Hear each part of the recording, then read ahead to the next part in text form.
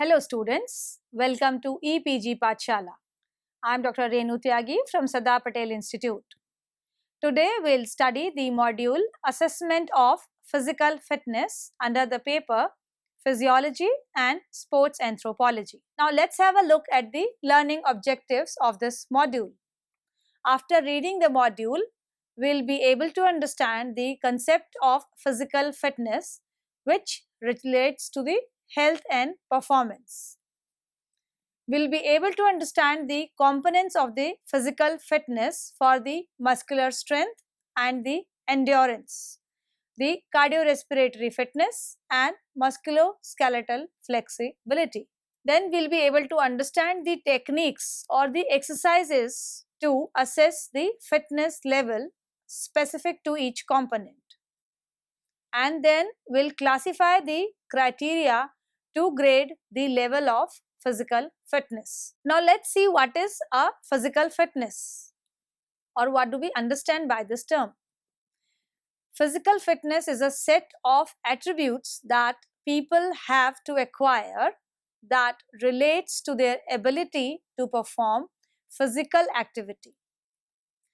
It is also associated with a low risk of premature development of hypokinetic diseases that occurs due to the sedentary or sitting kind of lifestyle.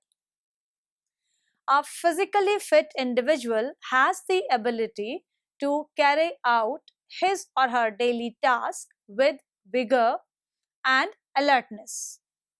Besides, the person will continue the kind of work without any undue fatigue and with the ample energy to enjoy the leisure time pursuit and to meet the unforeseen emergencies. The outcome of the physical fitness program for improving the health rather than the maintenance or enhancing the physical or the athletic performance. The concept of the performance related fitness compared with the health related fitness evolved. Now let's have a look at the component of the physical fitness. Now we have understood that the physical fitness can be a sports specific physical fitness or it can be a health related physical fitness. The components of the health related physical fitness includes the flexibility, muscular endurance, muscular strength, cardiovascular respiratory endurance or the aerobic power, and the body composition values associated with the low risk of the hypokinetic diseases. As we can see from this figure, the sports specific physical fitness includes the agility, the flexibility, balance, muscular endurance, power, muscular strength, cardiovascular respiratory endurance or the aerobic power and capacity, anaerobic power and capacity, and the body composition values that will optimize the performance.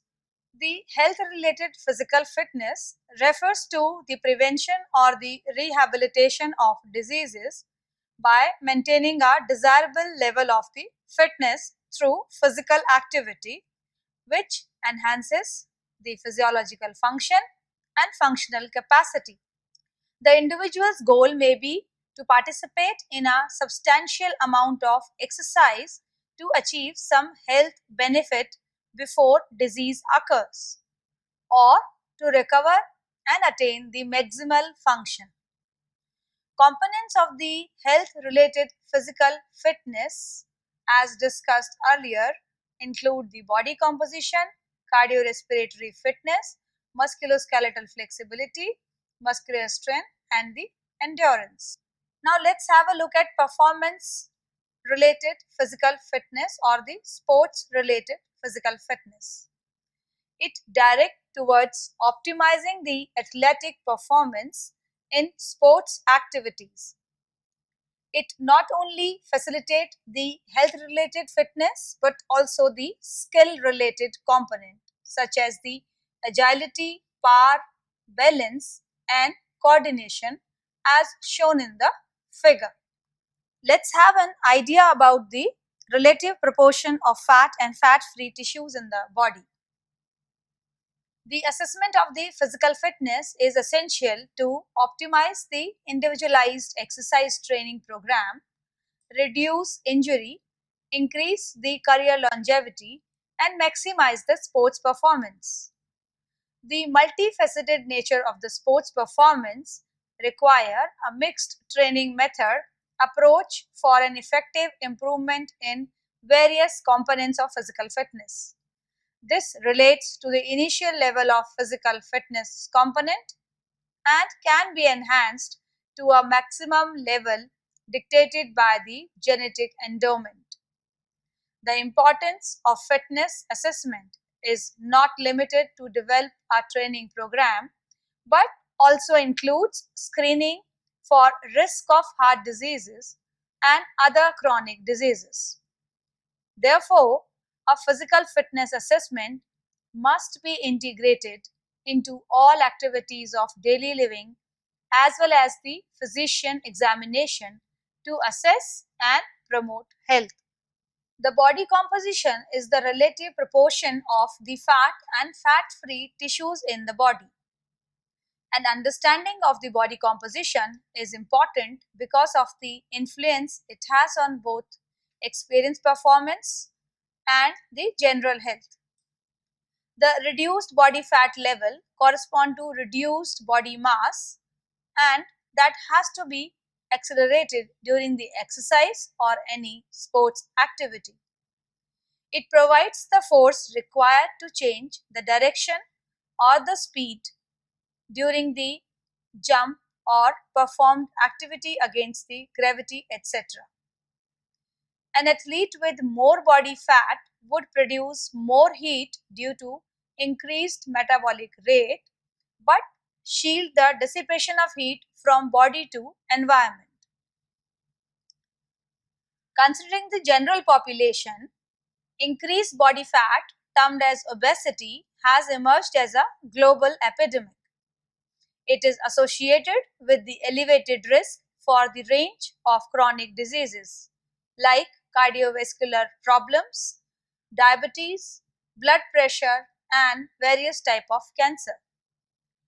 Obesity results from the imbalance between the calorie intake and the calorie expenditure, regulated by the complex interaction between genetic and the environmental factor. There are a variety of techniques to measure the body composition in both field and the laboratory, and each approach has different level of accuracy. The dual energy X-ray absorptiometry DEXA has been accepted as the gold standard, but it requires expensive equipments and convenient place as well as an individual is exposed to the radiation. Therefore, more practical alternative to estimate the body composition at whole body level using the indirect methods have been developed simultaneously. These indirect methods include the underwater weighing, bioelectrical impedance, and the anthropometric measurements. Let's have a look what is the DEXA technique. The dual energy X-ray absorptiometry method requires the low-level X-ray radiations exposure in the form of two photon beams, the one with the low energy and the other with the high energy. It is based on the differential transmission of energy beam which relates to the thickness, density and the chemical composition of bone, lean tissue and fat as it passes through the body. The amount of each photon beam absorbed by the atoms of the bone minerals and the soft tissue of the body are recorded during the scan and used to estimate the bone mineral and fat-free soft tissue and the fat tissue content of the total body using the algorithms. Let's have a look at the technique of underwater weighing, that is the densitometry, to assess the physical fitness. The underwater weighing or the hydrostatic weighing estimate the fat mass in relation to the fat-free mass by measuring the density of the body using the formula density is equal to body mass divided by the body volume. The body volume here is estimated on the basis of Archimedes' principle, which states that the weight of an object lost in the water is equivalent to the weight of the water displaced during the immersion. When a subject is submerged in the water, the body volume BV is equal to the loss of weight in water corrected for the density of water corresponding to the temperature at the time of submersion. So, the body volume can be calculated using the equation to have an idea about the body composition and hence the physical fitness. The body density is then converted to percent body fat using the Seery equation, that is the body fat is calculated as the ratio of 4.95 divided by density minus 4.50. This whole is multiplied by 100 to get the body fat in percentage. Now let's have an idea how to measure the body composition using the bioelectrical impedance analysis, that is BIA. In this technique, the estimate of the body composition are based on the difference in electrical conductive properties of various tissues to the non-conducting material, which offers the resistance to the flow of electric current.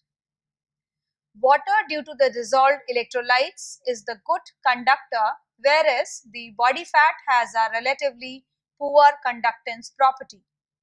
Hence, lean tissue, which is rich in water and electrolytes, has minimal impedance and increases to a maximal when all lean tissue is replaced by the fat tissue.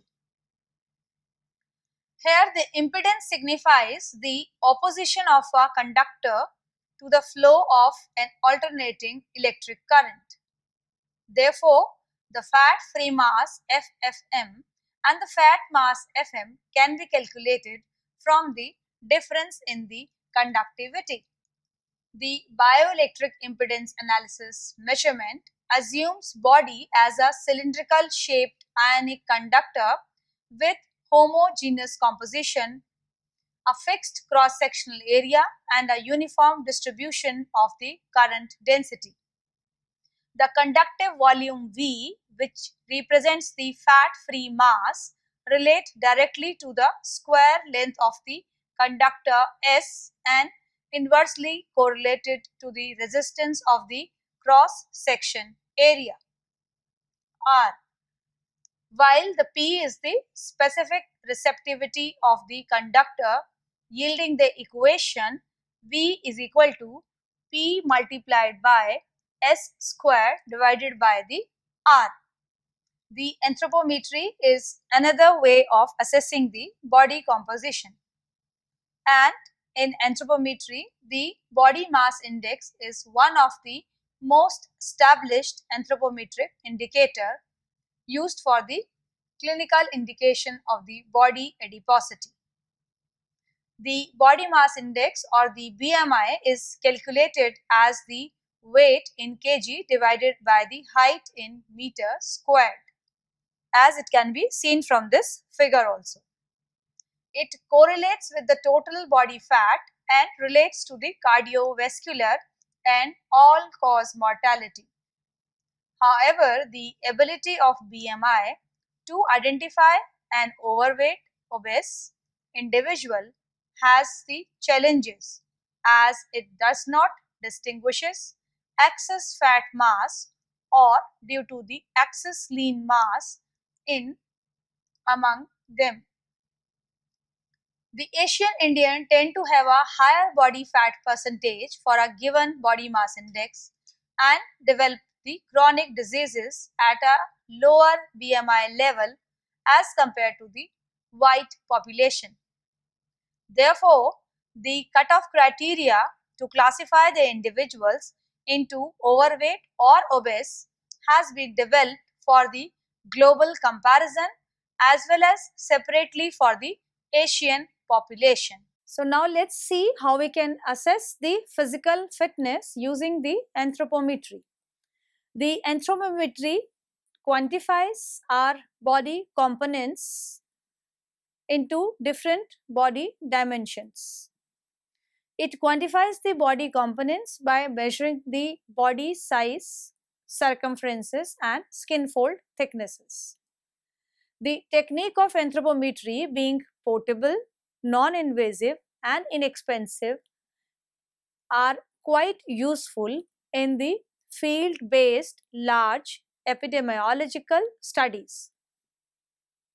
There are several anthropometric indices which can be computed statistically using the different anthropometric dimensions. For instance, the waist circumference can be used to assess the central adiposity. That is by computing the waist hip ratio, waist height ratio and the conicity index. Now let's see what is waist hip ratio. As the name suggests, the waist hip ratio is the ratio of waist circumference in centimeters to the hip circumference in centimeters. The waist height ratio is WHTR, is the ratio of waist circumference in centimeter to the height of the individual in the centimeters. And the last is the conicity index, that is the CI, which can be taken as a ratio of waist circumference in meters divided by 0.109 into square root of the body weight in kg divided by height in meters. So this way we can assess the physical fitness measure using the anthropometric technique. Now let's have a look at the anthropometric measurements like the body circumference and the various anthropometric indices which can help us to study the body composition. Several epidemiological evidences suggest that an increased accumulation of adiposity in the abdomen is independently associated with a higher risk for morbidity and mortality than the peripheral distribution of body fat. The body mass index or the BMI limits the assessment of body fat distribution pattern and hence water circumference provide a non-invasive field-based method to identify mortality or morbidity risk associated with the central adiposity. There are several anthropometric indices which can be computed using the waist circumference to find out the adiposity, which are clearly seen from this picture. Now let's have a look how we can use the skin fold thickness measurement to assess the body composition.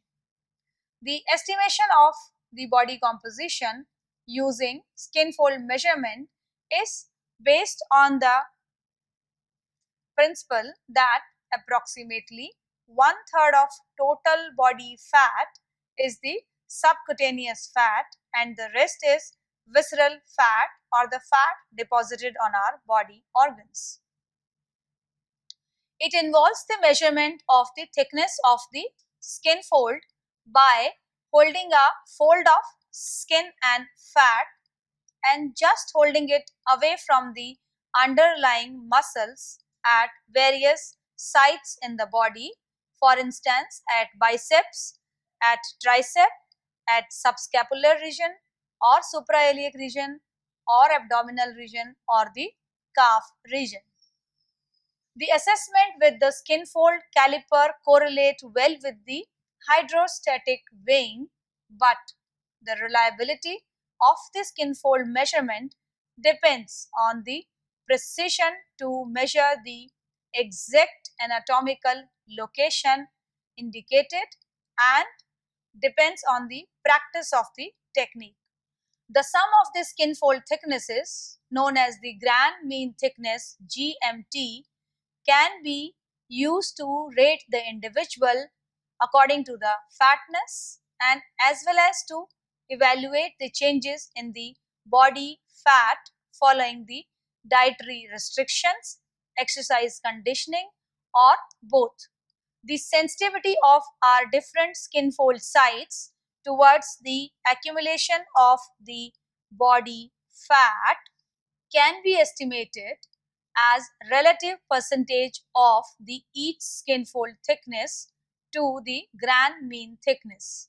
Several population specific regression equation utilizing the skin fold thickness have been derived to predict the body density, which are used to estimate the percent body fat using the series equation.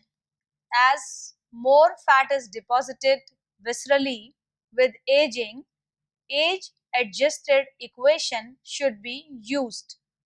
The accuracy is also compromised with extremely obese or the lean individual. This picture shows us the generalized equations to estimate the body density using the skin fold thicknesses. As we can see from this figure that there are different equations made for the men and the women. Besides, the equations have been prepared using the different skin fold thicknesses.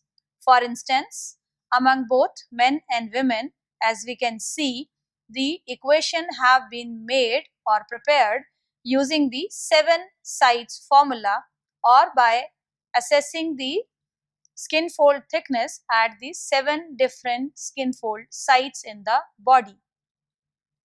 Similarly, separate equations have been made using the 3 sites at the body. So, we can always find out the body density among men and women separately using those specific equations. Now, let's have a look at the assessment of the body composition using the cardiorespiratory fitness. The cardiorespiratory fitness of an individual may be defined as the ability to perform the moderate to high intensity exercise involving large muscles group for a prolonged period of time. It is primarily limited by the oxygen transport capacity of the cardiovascular and the pulmonary system. Therefore, the maximal oxygen consumption, that is the VO2 max, that an individual can utilize during maximal or exhaustive exercise represents the gold standard measure for the cardiorespiratory fitness. It is generally expressed in liters of oxygen consumed per minute or milliliters of oxygen consumed per kilogram of the body mass per minute. Traditionally, a plateau in oxygen consumption despite an increase in workload determines the attainment of VO2 max. As we can see from this figure, it shows us the fitness rating corresponding to the VO2 max values among women and men separately as per their age groups. As we can see from this table that for a woman of age group 18 to 29 or for an adult women, the value of VO2 max of about 50 and above is generally considered to be a superior fitness level. However, for a men of similar age group, the value of more than 56.1 is considered to be the superior fitness level. So we can have a look at the different physical fitness level corresponding to their values of VO2 max, which has been graded from superior to excellent to good to fair, poor and the very poor categories. Now let's have a look of a comparative assessment of a maximal versus a sub-maximal exercise test to assess the physical fitness. The maximal exercise test has been considered the gold standard for assessing the cardiorespiratory fitness. During such exercises, individuals are supposed to work out to the limit of intense physical exercise, bringing the individual to their maximal aerobic output. Under these circumstances, among many individuals, especially with the chronic disease or disability, the assessment is limited due to pain or fatigue rather than exertion. It carries a substantial burden for both the subject and examiner in terms of time, effort, and risk. To reduce this burden, various sub-maximal exercise protocols have been developed. For instance, by the Noonan and Dean and by Haskell and Kerman. These protocols eliminate the cardiovascular fitness based on the response of the heart rate to a set work rate or work loads. These values are then extrapolated using the standardized equation to predict the VO2 max. Now let's see how we can assess the fitness or the cardiorespiratory fitness in particular using a open circuit spirometry.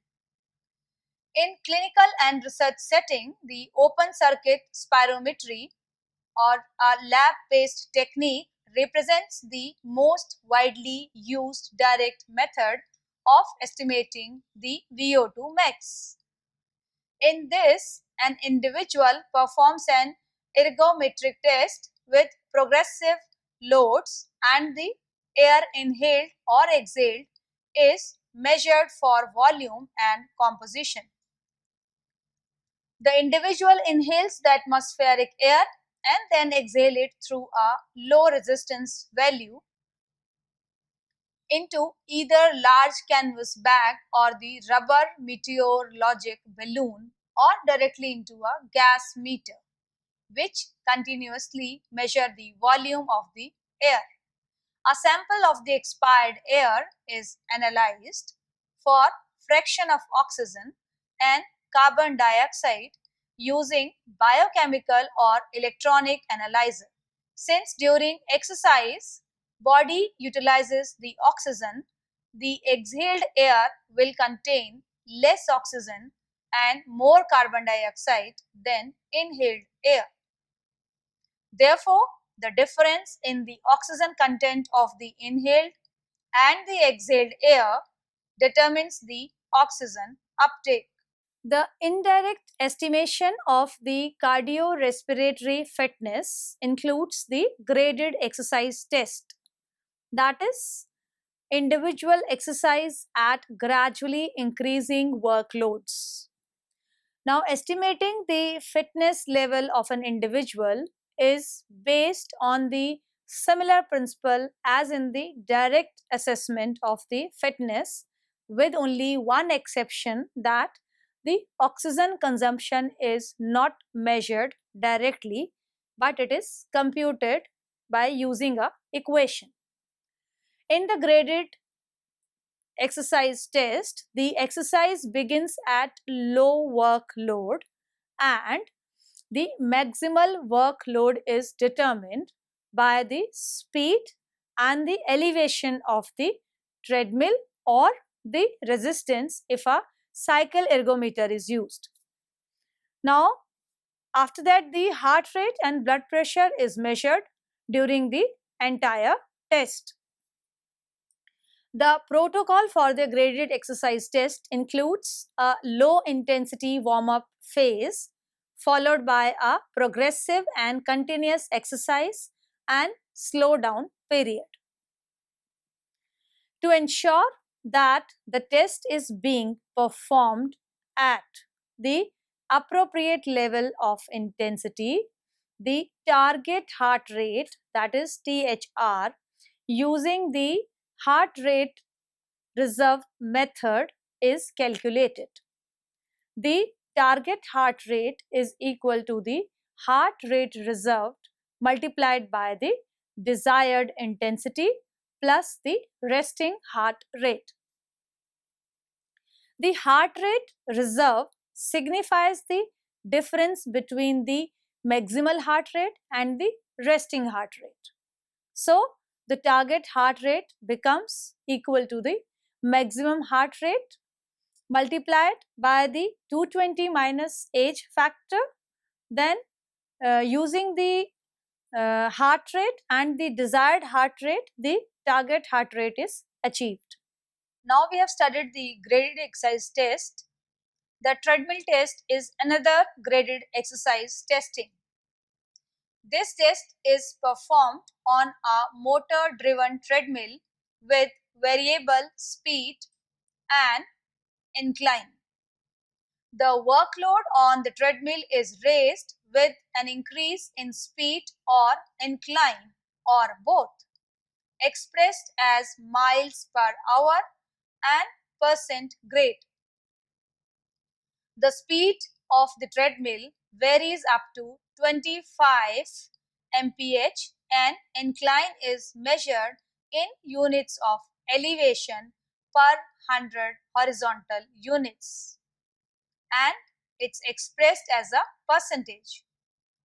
The population specific and generalized equation are shown in the table that have been developed to estimate the VO2 max from exercise time. The treadmill protocols of Balkes and Bruce are the most widely used exercise test. Let's have a look at the Bruce protocol in detail. The Bruce treadmill protocol is a multi-stage treadmill protocol in which the workload is raised by changing the treadmill speed as well as the grade. During first stage, that is first to third minute, an individual walks at a speed of 1.7 mph pace at 10% grade. At second stage, that is from 4th to 6th minute, the grade is increased by 2% and the speed to 2.5 mph. In the subsequent stages, the grade is raised by 2% and speed either by 0.8 or 0.9 mph until the individual achieves the maximum heart rate or is exhausted. The duration of the exercise till an individual is performing is used in the equation to estimate the VO2 max. The modified Bruce test, which is suitable for the high risk and elderly individuals, include two more steps at initiation, while rest of the protocol is similar to the standard Bruce protocol. This table shows us the predictive equations for the VO2 max according to the specific protocol of Balk and Bruce. As this table shows us the population category with the respective equation to be used to calculate the VO2 max in that particular population group. For instance, as per the Balk protocol, the equation for the active and the sedentary men can be equal to 1.44 time plus 14.99 to calculate the VO2 max. However, as per the Bruce protocol, the equation for the same category, that is active and sedentary men, the VO2 max can be calculated as per the equation is equal to 14.76 minus 1.379 multiplied by time plus 0.451 multiplied by time square minus 0.012 multiplied by time square. So we can have an idea that the separate equations are there for the separate group of individual. This picture shows us the nomograms for the graded exercise test as per the Balke protocol or as per the Bruce protocol exercise test. We can have a look and we can assess the oxygen uptake as per the different test conducted by the Balke protocol or by the Bruce protocol to have an idea of the VO2 max values as per these separate standards. The another type of graded exercise testing is by the cycle ergometer. The cycle ergometer, as can be seen from this picture, is a preferred modality when exercise test is to be conducted on individuals with conditions affecting their ability to walk safely on treadmill, such as the balance instability, severe obesity or orthopedic conditions. The workload in the cycle ergometer is raised by increasing the resistance on the flywheel. Also, it requires subject cooperation in maintaining the pedal speed at constant pressure, usually 50 to 60 rpm. However, in modern electric ergometers, an electromagnetic braking force adjusts the resistance for slower or faster pedaling rates. Thereby, it avoids maintaining constant pedaling rate. The oxygen consumption at target heart rate can be calculated using the equation which can be seen here in the picture, that is VO2 max is equal to 1.8 into work rate into constant value divided by the body mass of the individual plus 7. In the equation, the work rate is given as the revolution per minute multiplied by the resistance. The constant represents the distance travelled for each paddle revolution if it were able to roll freely. Now let's have the look at different field tests to assess the physical fitness. And one of the most commonly used field test is the Harvard Step Test. The Harvard Step Test of the aerobic or cardiovascular fitness was developed by the Bruha et al. Harvard Fatigue Laboratories. It is based on the heart rate recovery following a given workload of 5 minutes or until the exhaustion. The physical fitness in this particular test is determined by the formula, that is the fitness index is equal to the 100 multiplied by the test duration in seconds, that means the test conducted by the subject with the duration calculated in the seconds divided by 5.5 multiplied by the pulse count of the subject after finishing the exercise. Now, based on the calculated fitness index, the score rating can be determined from the table shown in this picture. If an individual has scored a fitness index of more than 96, the person can be classified as an excellent fit. And if it's less than 54, he or she is classified to have a poor fitness index. The another field test is the Cooper 1.5 mile test. This test is the simplest test for assessing the aerobic fitness, requiring only a stopwatch and the running track. The individual is supposed to complete the course of 1.5 mile in the shortest possible time. The cardiovascular fitness is assessed on the basis of time taken to complete the track, and the table can be seen to find out the cardiorespiratory fitness among males and females separately. The shuttle run test is another field test to assess the cardiorespiratory fitness.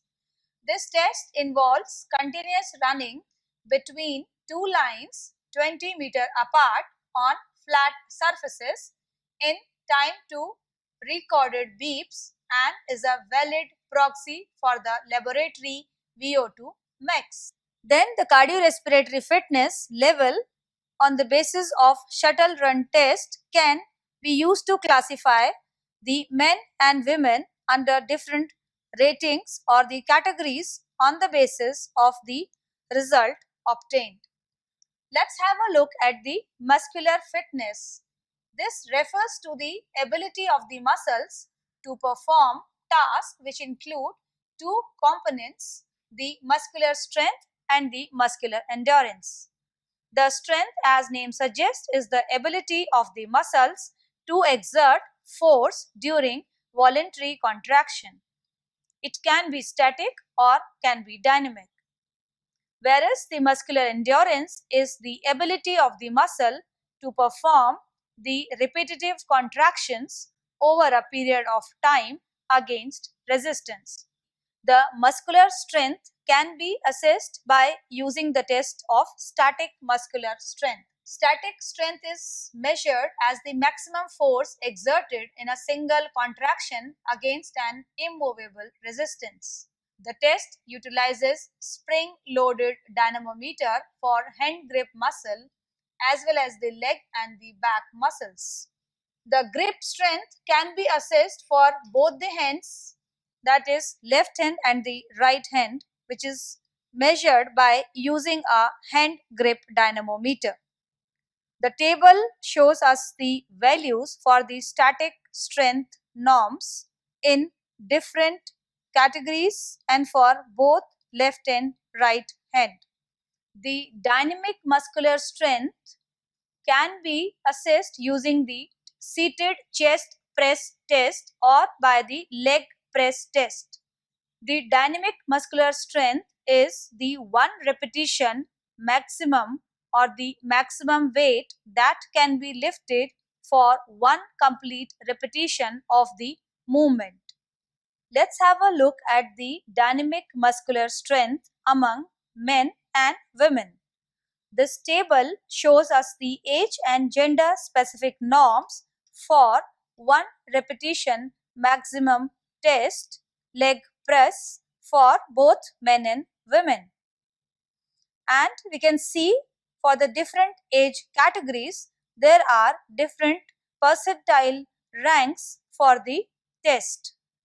The muscular endurance is defined as the ability of muscles to perform the repetitive contractions over a period of time against resistance.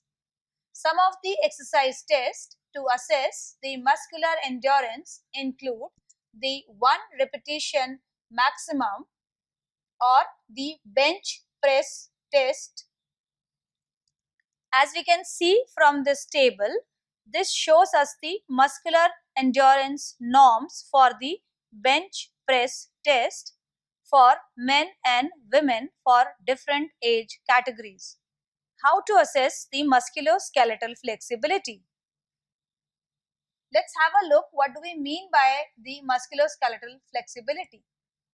It refers to the degree to which a joint moves through normal pain-free range of motion. Its evaluation focuses on the joints and associated structures, ligaments and muscles that cross the joints. A reduction in the tissue's elasticity and deterioration of the joint anatomy with age is shown to decrease the flexibility.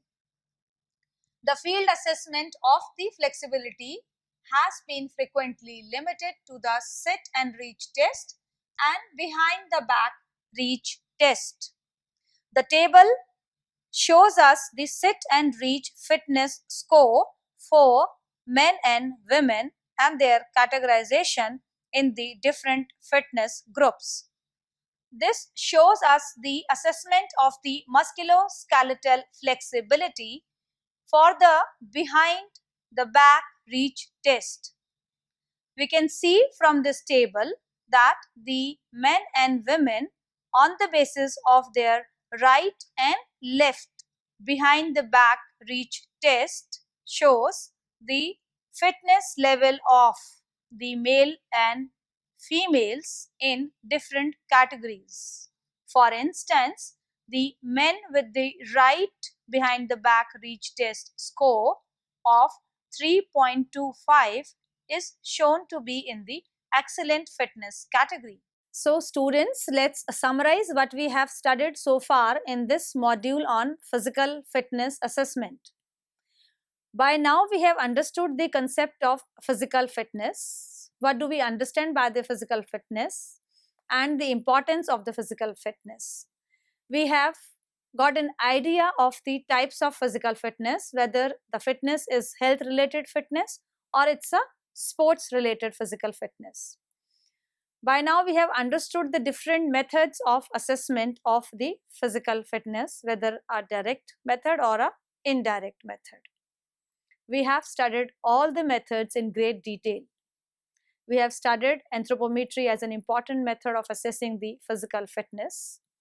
We have studied the DEXA as a technique to study the physical fitness. The densitometry is a technique to study the physical fitness. The field-based physical fitness assessment test also we have studied in great details.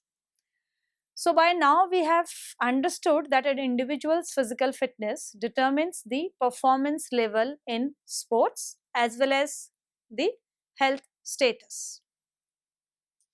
It involves the integrated response of various bodily functions, including the cardiorespiratory system, muscular strength and the endurance level, musculoskeletal flexibility and the body composition. And based on those things, we have studied the different kind of techniques. There are specific tests, as we have already discussed, to assess the fitness level for each of these components of physical fitness. The baseline assessment of the physical fitness level will assist in designing a particular exercise training program for an individual. These tests also help us to evaluate the effect of the exercise on disease risk factors or the probability of getting the disease and to enlist the related or required preventive measures against the particular morbid condition. Thank you.